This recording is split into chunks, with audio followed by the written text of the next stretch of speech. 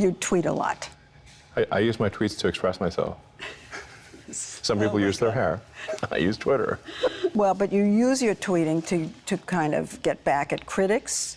Rarely. You kind of have little wars with the press. Twitter is a war zone. If somebody's going to jump in the war zone, it's like, okay, you're in the arena. Let's go.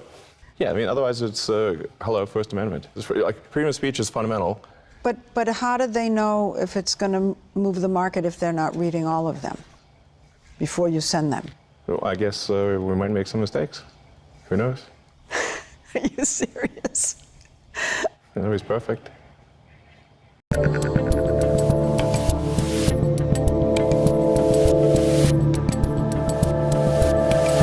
You doing, you radicals? I'm Dave Rubin. This is the Rubin Report Direct Message. It is Monday, April 18th in the year 2022, and that was noted internet extremist Elon Musk on 60 Minutes a couple years ago, being remarkably consistent about what he believes and why he believes it. And that is going to be the theme of the show today, because you know, ladies and gentlemen, we are in what I have called the post-woke world. It is here. You just have to see it and strengthen it. It's on the way. It's coming. Yes, the woke world still exists, and those wokesters are going to keep destroying whatever is left of the old world, but a new post-woke world is being built right now.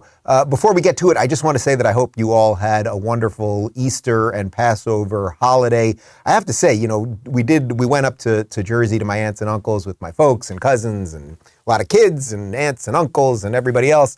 And we read the Passover Seder, as I've done for my entire life, 45 years on Earth, 2 times a year. That's about 90 times. And I have to say, I probably found it more meaningful this year than any other year. You know, the story of man's eternal quest for freedom. It was really hitting me like, oh, that has a little something to do perhaps with why I believe the things I believe and why I fight for the things I believe in every day on this show. There was a particular passage in the Seder that I took a picture of. I'll post it. I actually did post it in the locals community. If you want to take a look at rubinreport.locals.com, just all about freedom and man's desire to find freedom wherever it is, and yearning for liberty and freedom and all of these things. And the other piece that was really interesting to me this past Seder was that it makes more sense. A story about a bunch of Hebrews going through the desert for 40 years and getting manna from heaven and dealing with 10 plagues and the Pharaoh and splitting the Red Sea and all this stuff. It actually made more sense than anything going on in our secular world today. What does that tell you? Like, we're living in a world where they tell us boys are girls and girls are boys and non-racists are racist, 2 + 2 is 5, blah, blah, blah. All the usual insanity that is just like thought of as normalcy, right? And now I'm reading this 5,000-year-old story, right? This story that people have been telling for a long, long time. That sounds like it's of these crazy things. Frogs are falling out of the sky, fire and urine, killing of the first son, the river is splitting, and it was making more sense.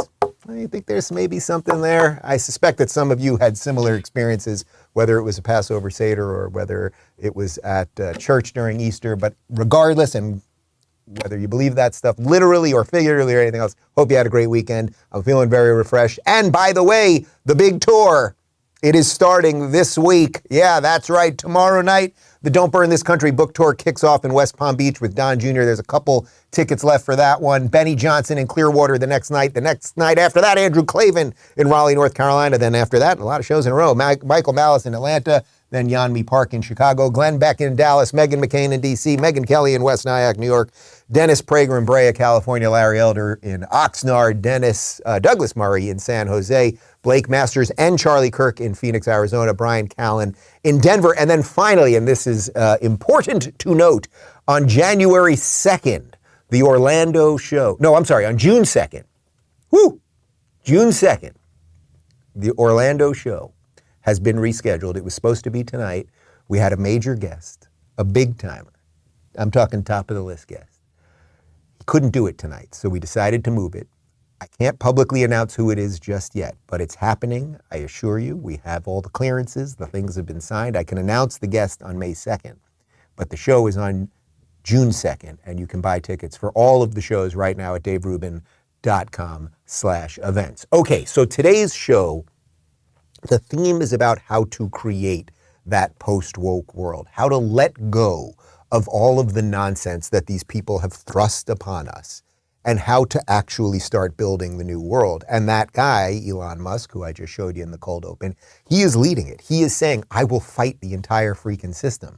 And the entire freaking system, you know what it's doing to him? The ridiculous hit pieces in Business Insider and in Bloomberg and Washington Post and the scary, mean Elon Musk is coming for free speech. The guy trying to defend free speech. He's coming for free speech because they will have you believing that up is down and left is right and good is bad. But he is one man with extraordinary means, but he is still one man, and he is standing up against that machine. And I think that's the model that we've been looking for. So the theme today is, how do you stand up?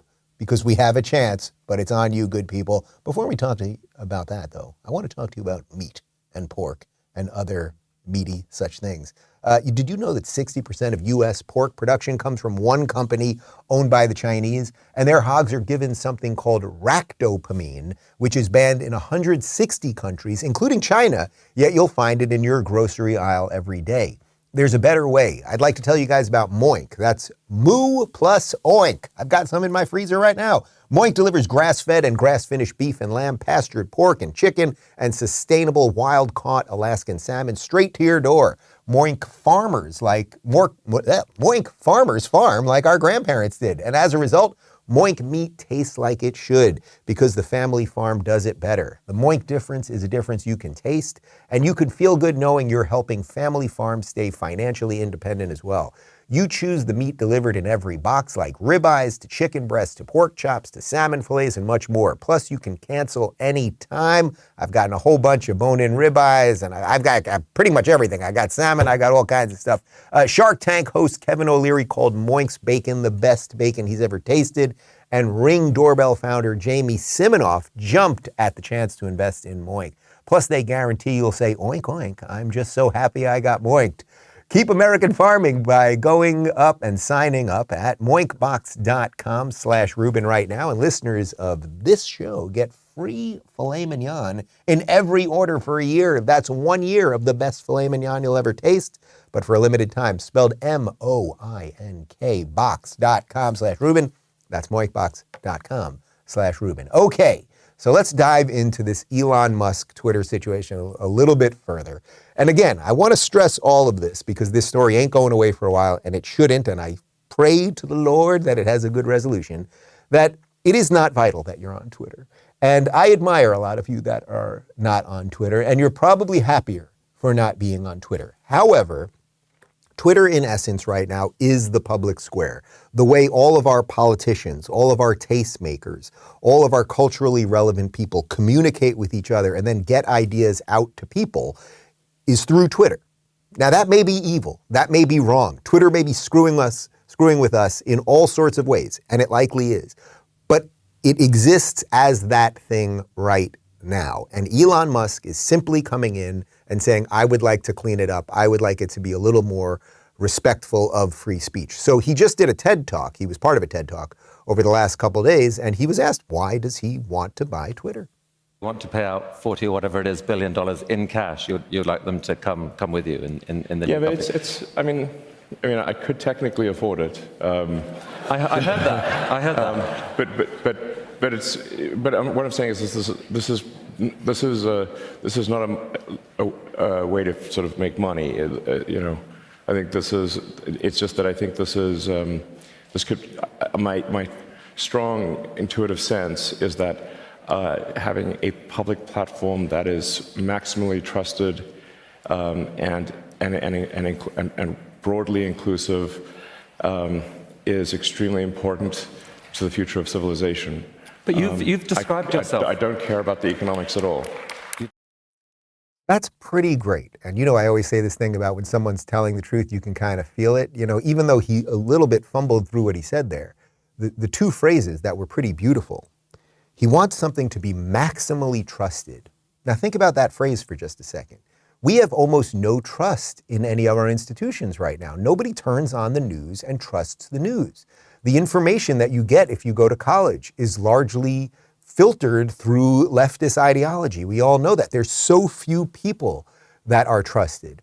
We don't even have, say, what we had 10 years ago of things that should be somewhat apolitical that we all kind of agreed we sort of liked. Oprah was sort of generally liked by people. David Letterman was generally liked by people. We don't have anything that's sort of commonly bringing us together and roughly trusted, even if you disagree with the politics of it. So maximally trusted, great phrase. And then he said broadly inclusive. So what does he mean by that? Broadly inclusive, that roughly we'll try to get as many ideas on here as possible and treat them equally. I'm adding that part secondly, but I think that's really what he means by broadly. Like, we're gonna get ideas on here and we're not gonna be censoring people. That's what we want. And then of course what that is all couched in is this idea that he's saying this isn't about money. He's got the money. He says he's got the money. It's a lot of cash and he's got it.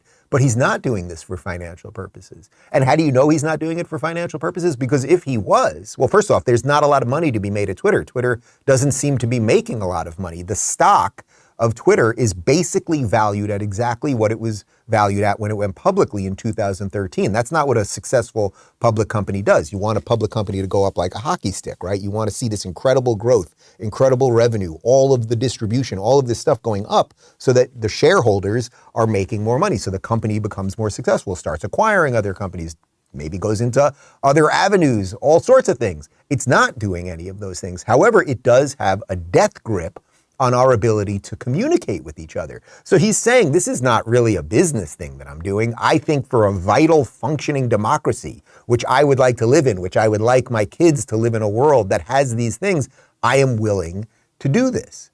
Well, then he continued and talked about some real life consequences related to all this. And a good sign as to whether there's free speech is someone you don't like allowed to say something you don't like. And if that is the case, then we have free speech. And it's damn annoying when someone you don't like says something you don't like. That is a sign of a healthy, functioning, free speech situation. Think about how they are trying to frame him as the bad guy right now. Saturday Night Live, which is a former comedy show, which is just pure corporate trash right now, they did a joke this past weekend. I obviously don't watch Saturday Night Live. I don't even have cable. I wouldn't even know how to get the channel anymore.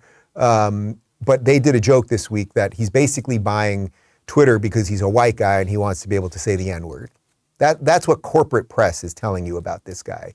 Here's the guy saying, hey, I want to buy this thing. I know it's not a great business decision and it'll harm my bottom line, but I want to do it so that people can say mean things about me online. Do you think he's going to suddenly start banning people who say mean things about him? Of course not. Absolutely, of course not. That is not going to be the case. So that is just going to continue. So I thought, why don't we pause here for a moment and go back to some of really what is going on here, those real life consequences, that you want people to be able to say controversial things. You want people to be able to say things that stir the pot a little bit. Now, again, we're not talking about the things that are direct violations of the law. You don't want people to be able to make terrorist threats. Okay, we have very strict laws around libel and slander, but that's pretty much it, okay?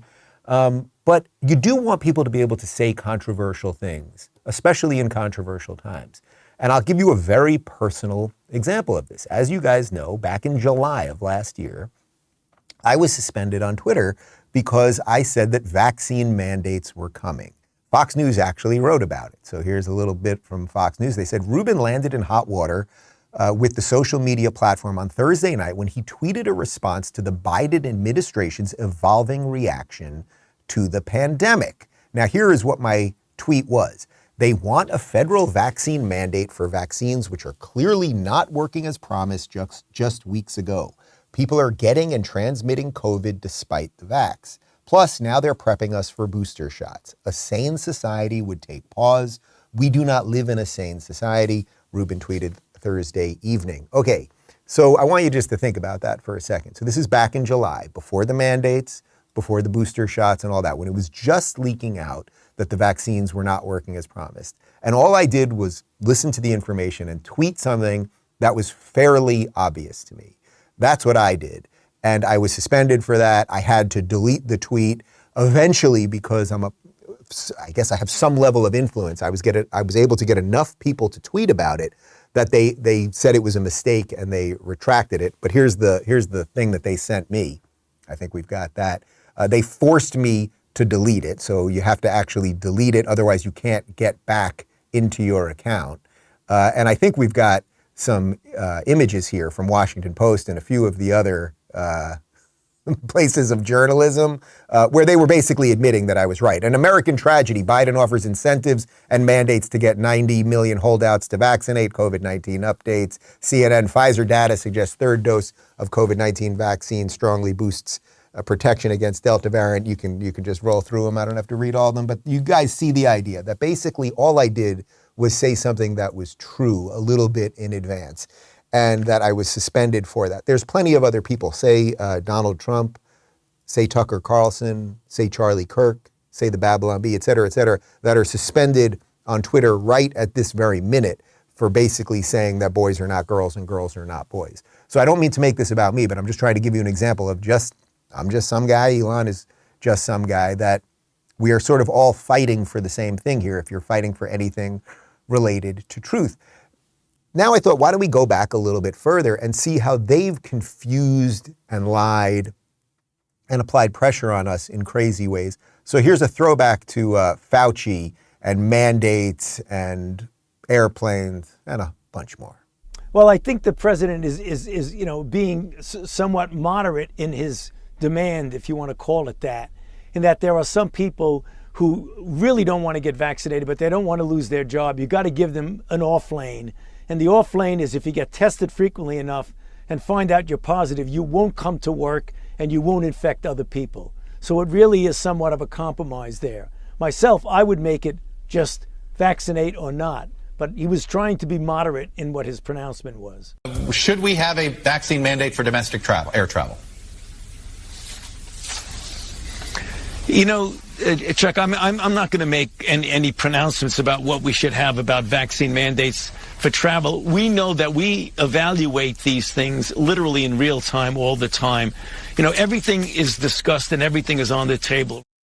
So I always tell you guys, it's important not to forget what they were saying all the way back then. So he was telling us that Biden was being moderate because, okay, fine, you don't have to be vaccinated, but you should have to be tested every day at work if you go in. He would force everybody. So he's actually saying, I would be far worse than Joe Biden. But Joe Biden's being okay, except we know then that Joe Biden was trying to scare the F out of everyone when it came to vaccines, firing all the frontline workers, telling us about the winter of death, et cetera, et cetera. And you may remember this when Ted Cruz basically did a really nice job recapping how Biden was trying to destroy the lives of decent people who were just trying to make a medical decision for themselves and their families. We've seen Joe Biden implementing illegal and unconstitutional vaccine mandates, standing up and firing soldiers and sailors and airmen and Marines, advocating that doctors be fired, that nurses be fired, that police officers be fired, that firefighters be fired, that airline captains and flight attendants be fired. Remember when we were firing the people we said were the most important, the essential workers, the people who were keeping law and order, the people who were making sure people were healthy, et cetera, and then we started firing all of them? Remember when we did that? Yeah, who'd that come from? That came from Joe Biden. That came from Anthony Fauci. It didn't come from Ted Cruz. Okay, that's what they did. But of course, they went after everybody. And you'll see how, I think in case you're not fully playing along, you'll see how I'm linking this to the Elon thing, that the machine starts coming for you if you say something true. You may have heard of this Joe Rogan guy. Remember that month? Well, it was about a month and a half ago, about 6 weeks ago, where we had a 4-day binge where the entire machine kept telling us all that Joe Rogan was a racist.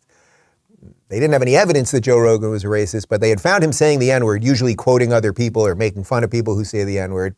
And it was it all happened right after he had Dr. Robert Malone, one of the inventors of the mRNA vax, on his show. What is likely to have been the tweet that triggered this? And, you never know. The last two that I can think of that went out was one that was in our Substack, in which we referred to a fantastic video that has been put out by the Canadian COVID Care Alliance Group. that summarizes all the malfeasance and data manipulation and misinterpretation associated with the Pfizer vaccines and their clinical trials. It's a super video. And, of course, I guess that is interpreted as something that would cause people to become vaccine hesitant. That's the sin in general, is saying things that cause people to become vaccine hesitant. The other thing that I put out immediately before that was a link to a website for the World Economic Forum that lays out their entire strategy for how they manage media, how they're managing COVID-19, and all of their core messaging. It's a fascinating website with links. Those are the only two things I can think of that would meet the criteria. Okay, so that is Dr. Robert Malone, who has a ton of patents on mRNA technology. He's one of the fathers of the technology. When he made that appearance on the Joe Rogan Show, he was already suspended by Twitter for, as Michael just told me, 19 violations related to COVID misinformation. One of the most respected, highest level experts in mRNA technology was suspended by Twitter. Now, who at Twitter made that decision? Do they have scientists on staff that are making these decisions, or could these have been political decisions? Are these things related to the government? Does this have anything to do with the same type of people that might not want you knowing about the Hunter Biden laptop? Oh, lordy, lordy, am I saying too many true things at once? This can't end well. Do we have a bunker around here, by the way? We need a bunker. We have a bunker? No, Florida, you can't have basements. We got to figure out something. But you get the point. He was already suspended by Twitter when he did that show. Then he goes on the Joe Rogan Show, and then literally what happens about 3 days after that? The entire machine, you remember those 4 days, we had to cover it extensively here, starts telling you that Joe Rogan's a racist, that Joe Rogan's show should be kicked off Spotify. Brian Stelter is doing all these things on CNN about, Joe Rogan ushers people into the alt-right and all the rest of the nonsense. But what am I always trying for on this show? Solutions. So what is the solution? Elon Musk. Was there a question? Why make that offer? Well, I think it's very important for there to be an inclusive arena for free speech where all, Twitter has become kind of the de facto town square.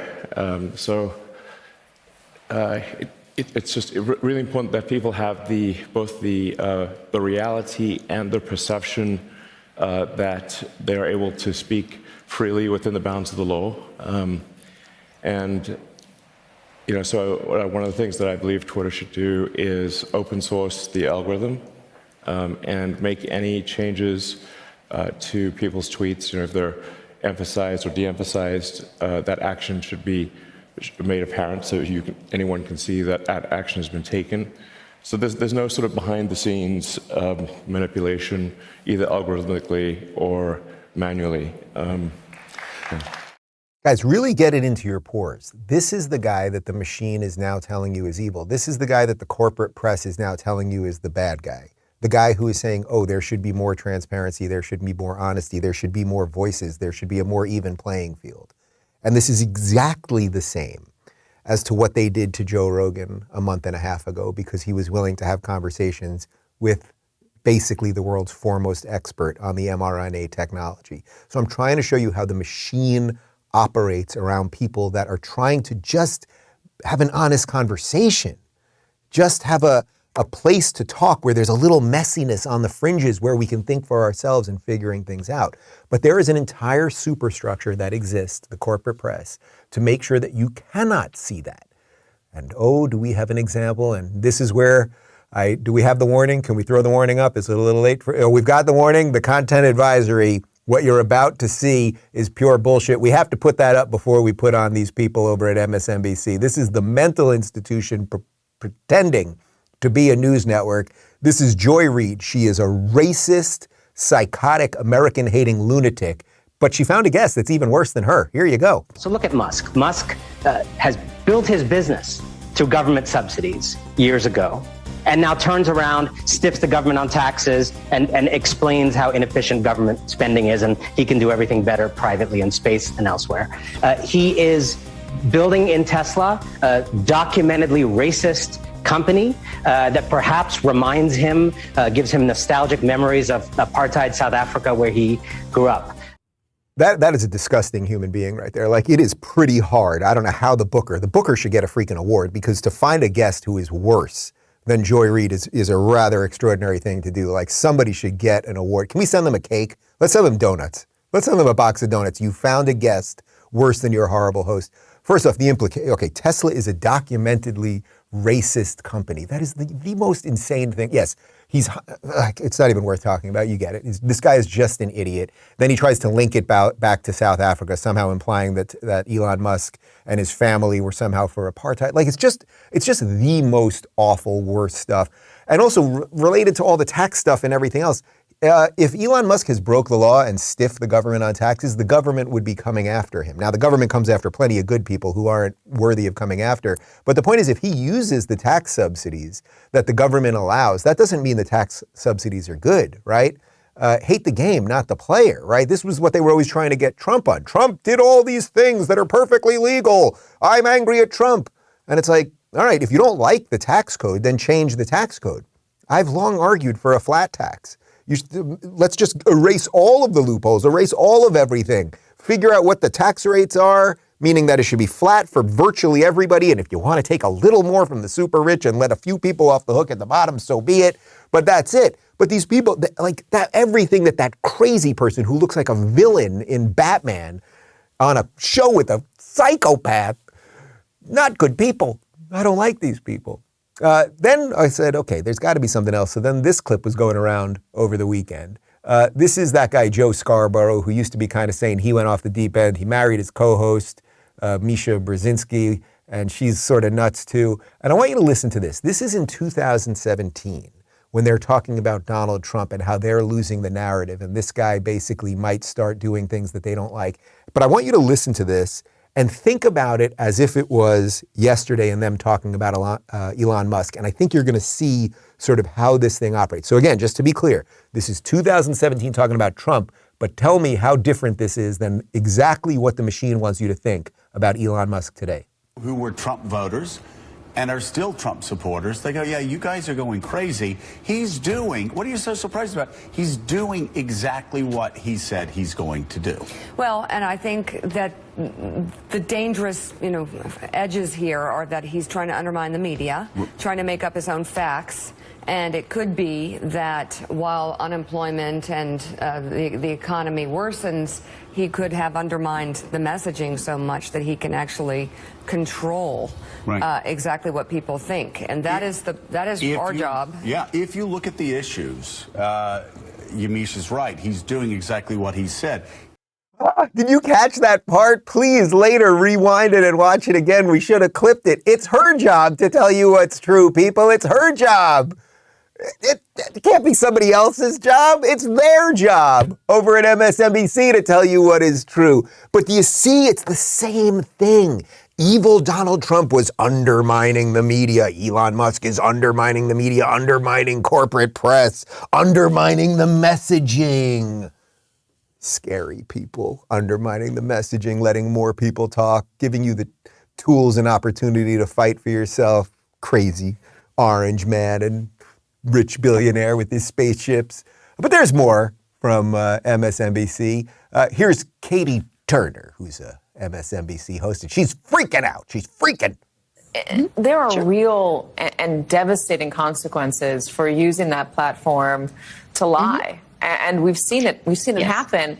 I wonder, when talking about this, it's kind of funny. Oh, Elon Musk wants to buy it, but there are massive life and globe altering consequences for just letting people run wild on the thing. Yes.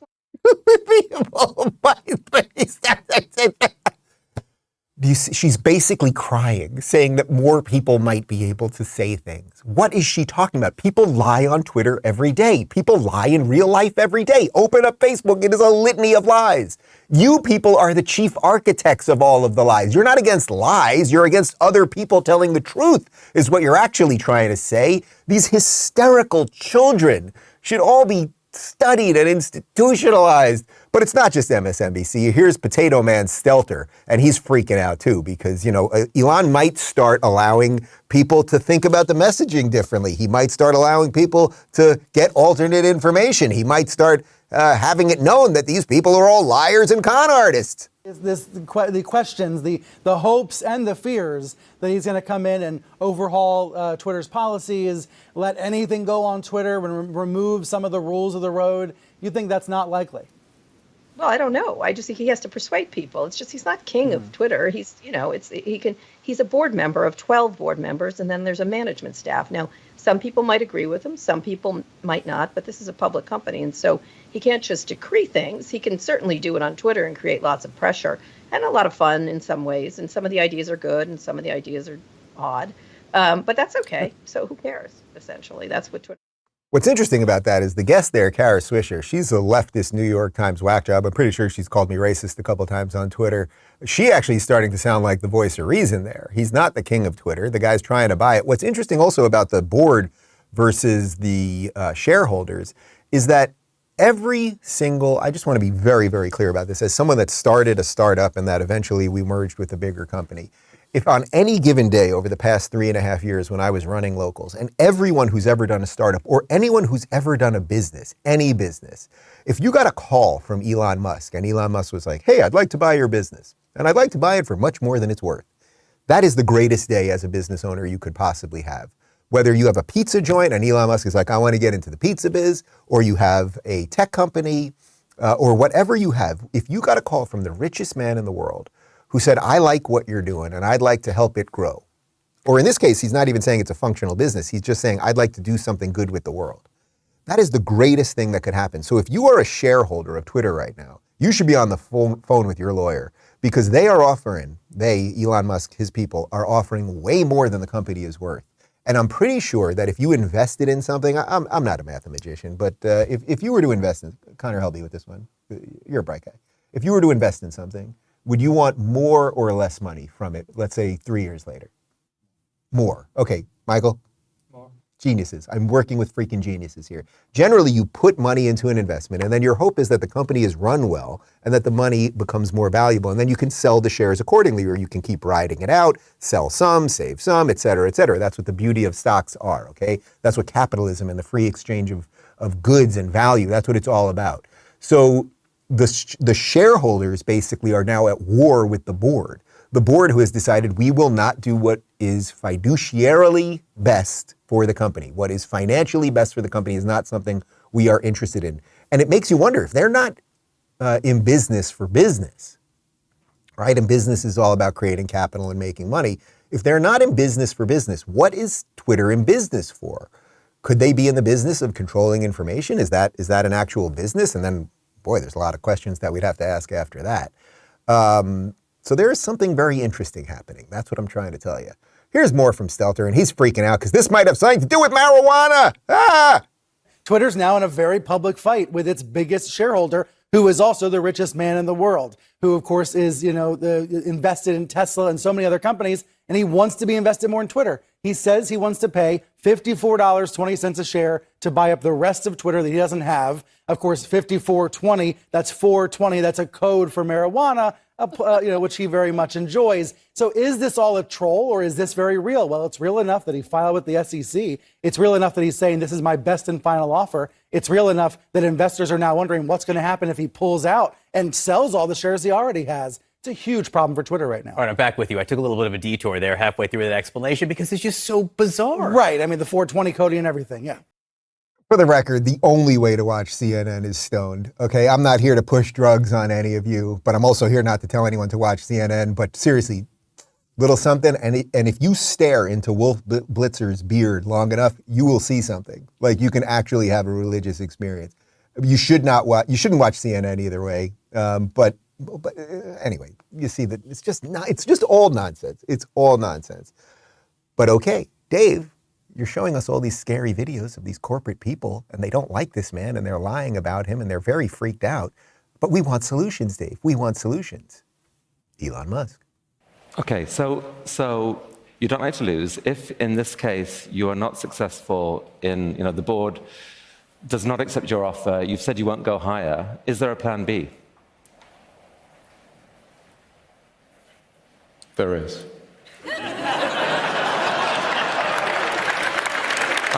I think we would like to hear a little bit about plan B. For another time, I think. Another time? Yeah. All right.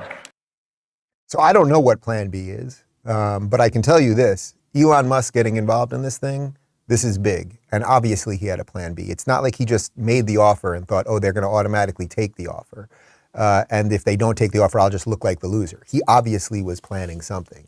There are alternative pipes being built right now. Peter Thiel, who was the original founder of PayPal, which is sort of where this all started, this internet world, where this all kind of started when then we could exchange money online. I remember the first time I got on PayPal, I had moved into a new apartment. I was a broke comic, and I was basically living in a hallway with a twin-size bed because I had 3 roommates who they had it was literally a hallway, and they were like, you could sleep on a cot in essence, give us $200 a month or something like that. I said, okay, how do I pay you? They said PayPal it. I had to sign up for PayPal. I could not believe that you could link an email address to your bank account. Anyway, Elon Musk and Peter Thiel founded PayPal way back when, and Peter Thiel obviously put money into Rumble. Locals is involved with Rumble. Like the alternate pipes are being built. So maybe that PayPal mafia, as it's called, is going to come together. I don't know. Maybe I honestly have no idea. But like maybe all of the guys who started this thing 20 years ago are about to make a big move to go a little bit further. But why does Elon Musk want to do all this? In case it's not obvious. Why? Well, he was asked. Well, you're a fighter, and you don't like to lose, and you are determined that you don't. Basically, I mean, you are. Sure, I don't like to lose. I'm not sure many people do. But the truth matters to me a lot. Really, like, sort of pathologically, it matters to me. Truth.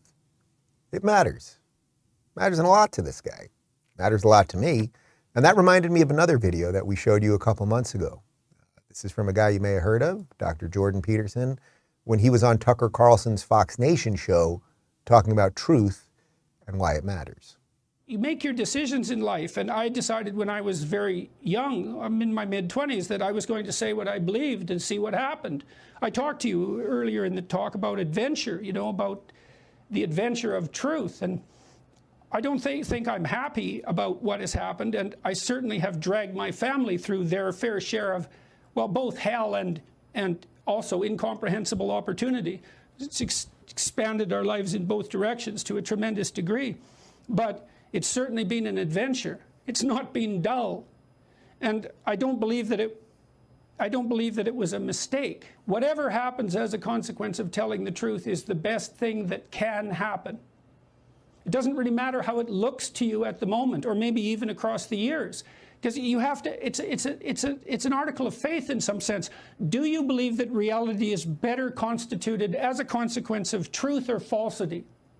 If you believe that reality is best constituted as a consequence of truth, then you have a responsibility to speak the truth.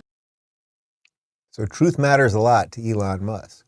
Truth matters a lot to Jordan Peterson. Jordan Peterson goes on to say that it is a matter of faith, right? It is a matter of faith, meaning that if you believe in the truth for truth's sake, that's a matter of faith. You have to take a leap of faith to believe that. The idea that you would just say the truth and that something better is going to happen, as Jordan's saying, a lot of bad things can happen, but it will be the best of all outcomes because you're believing in truth and trying to put truth in the world, and that is what sets some order in the world. That is a matter of faith. There's probably not a lot of empirical evidence for that. As Jordan said, his life was stretched both ways, bad and good, through all of the things that he's done. But okay, here's Elon Musk saying, I will fight for truth. There's Jordan Peterson saying, I will fight for truth. I'm trying to fight for some truth. I actually think that after the Passover Easter weekend, maybe that's lodged a little more in you guys too. That a little truth amongst the nonsense of the modern world and the people that want to control us, maybe it matters. Maybe it actually matters. I think that it does. Am I completely bananas? I think that it does. Guys, it's Me Monday over at the Rubin Report Locals community. Here's what I put up. These are the NPC people. I love this NPC meme. If you're not a memester online, you may not know what that is. These characters that you're seeing there, those are known as NPCs, non-playable characters. These are in video games when you come across just like an automated character who can only move in certain ways, can't think for themselves, can't really do anything, just designed by sort of like poor AI, and you just have to get around them, jump on their heads, et cetera, et cetera. And they're all saying, spaceship man bad. These are all blue check Twitter NPCs, spaceship man bad, because you can see they've all become part of the Borg. It's the group think against the individual. That's what this thing is really about. We've got some comments before we've got a cold close for you at the end of the show today. We've got some comments from the locals community. Casey says, when it comes to freedom of speech, where do you draw the line and who draws the line in the first place? Look, the founders laid it out pretty freaking well. They really did. They really did. You can say whatever you want with a couple of restrictions around it. Direct threat for violence. The most crazy extreme laws that we have around libel and slander, which is why they're almost never used. You're allowed to say that people are mean and bad and all sorts of stuff. Trust me, people say it about me all the time. But direct threats to violence basically is it. You are allowed to yell fire in a crowded theater, just not with the intent to do harm. There are all sorts of things that you are allowed to say and should be allowed to say. The First Amendment has nothing to do with misinformation or disinformation. And if it did, Joe Biden would be in Gulag 36A, because here is the same guy who just back in June told us if you get the vaccine, you will not get nor transmit COVID. Dragonhawk says Fauci is a fascist. Why do people talk to this clown? Because once they're in, once you've been part of the lies for so long, all of these corporate people, it just sucks too, because it's like, man, I just wish you guys were better. That's the irony. The clip up top that Elon was saying, in essence, he's saying we need truth. We need some sense making. We need some trusted institutions, but none of them work anymore. And if some of them worked, then we wouldn't be in this situation. But once these people have gone in so deep, you've treated Fauci like a king, right? Beyond a king, you've treated him like a god. You can't start backing out and going, oh, God, bad. You just very rarely can do that and become an apostate to that cult, which also you could liken the reverse of that. All of the people who decided that their whole worldview was based on what Trump was, right? Which is what I said about a lot of the atheists. It's like, you don't believe in God, but you believe that Trump is the devil. If you think that he's the devil, well, then every time he makes a decision, you're going to make the opposite decision. But that's no way to live. That's no way to live life. That's no way to make your decisions, right? But a lot of people have done that. Margot says, is this the last day of your show for a while, Dave, because of the tour? Okay, so that's a good question, and I should address some of that stuff. So we are hitting the road. So no, first off, tomorrow, I will be in studio because the show is in West Palm Beach. So I'm going to be in studio tomorrow, and then I head up to West Palm, and then I start traveling. So the day after that, I'm in Clearwater, then I'm in Raleigh, North Carolina. As you can see, day after that, I'm in Atlanta, Georgia. Then day after that, I'm in Chicago, Illinois. So it's 5 shows in a row. Oh no, 6 shows in a row. Then we got Dallas, Texas, 7 shows in a row. Washington, D.C. Man, I am going to be busy. Well, 8. West Nyack, New York. Okay, so we got 8 nights in a row. It's going to be crazy. So yes, I will not be in studio for a little bit. I will miss you too. Thank you. I appreciate it. But I'll be out there with the people, with the 1-second hug and all that. Pretty much all the VIP tickets are sold out, so I don't know how many more hugs I can be given. We've got general admission tickets at some of the shows still remaining, but I'm seriously psyched to get out there. Oh, by the way, I think I mentioned this on Friday, but Facebook completely banned us from the ability to put ads on Instagram or Facebook related to the tour, because what was the line? They said I might influence public opinion.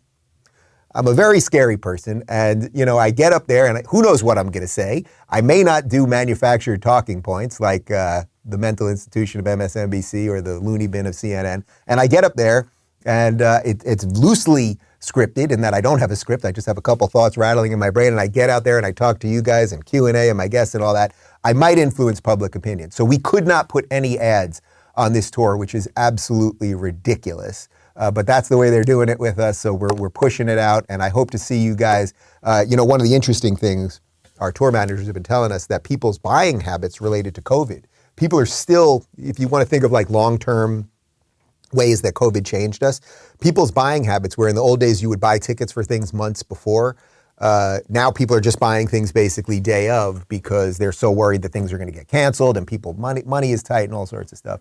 By the way, if you're struggling financially, or if you were a veteran or something, like, email us. I'll figure out a way to get you to the show. I'll do as much of that as I can. There's a limited amount of seats, but I don't want anyone to feel like they can't come for financial reasons, or if you've helped out this country, I will do what I can for you. DaveRubin.com/events. But all of that to say, we've got some compilations that we're putting up. I've got new interviews that we've stocked up, and the live DMs will resume on May 2nd. So stick around, hang tight. I'm not disappearing. I'll do some stuff from the road. Michael, you're coming with me, aren't you? You have a phone? Is that phone connected to the internet there? Michael will take video of me doing things. Maybe eating a meal. Maybe doing a show. Who knows what we're going to do? Anything's possible. Guys, my full interview with Michael Knowles, he interviewed me on my show about my book, You Could Almost Puke, is up right now on YouTube and Rumble and on Locals. Again, the tickets are available at daverubin.com/events. And in a final cold close today, I think this is a nice summation of where we're at in the post-woke world. You know, there are American heroes who don't like this idea. Neil Armstrong, Gene Cernan have both testified against commercial spaceflight in the way that you're developing it, and I wonder what you think of that. I was very sad to see that, because those guys are, those guys are heroes of mine, so it's really tough. I wish they would come and visit and see the hardware that we're doing here. And I think that would change their mind. They inspired you to do this, didn't they? Yes. And to see them casting stones in your direction. It's difficult. Did you expect them to cheer you on? So they're hoping they would. Did you think, I need to pack this in? Never. Why not? I don't ever give up. I mean, I'd have to be dead or completely incapacitated.